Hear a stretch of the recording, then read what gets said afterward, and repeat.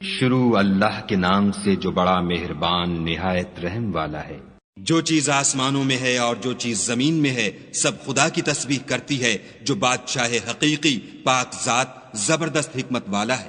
وہی تو ہے جس نے ان پڑھوں میں انہی میں سے محمد صلی اللہ علیہ وآلہ وسلم کو پیغمبر بنا کر بھیجا، جو ان کے سامنے اس کی آیتیں پڑھتے اور ان کو پاک کرتے اور خدا کی کتاب اور دانائی سکھاتے ہیں۔ اور اس سے پہلے تو یہ لوگ صریح گمراہی میں تھے، اور ان میں سے اور لوگوں کی طرف بھی ان کو بھیجا ہے جو ابھی ان مسلمانوں سے نہیں ملے، اور وہ غالب حکمت والا ہے۔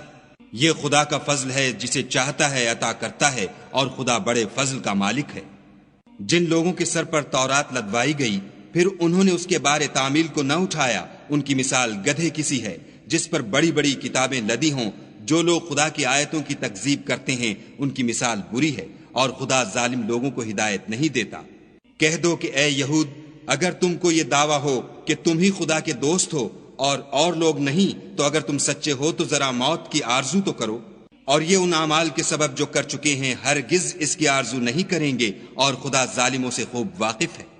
کہہ دو کہ موت جس سے تم گریز کرتے ہو وہ تو تمہارے سامنے آ کر رہے گی، پھر تم پوشیدہ اور ظاہر کے جاننے والے خدا کی طرف لوٹائے جاؤ گے، پھر جو کچھ تم کرتے رہے ہو وہ تمہیں سب بتائے گا۔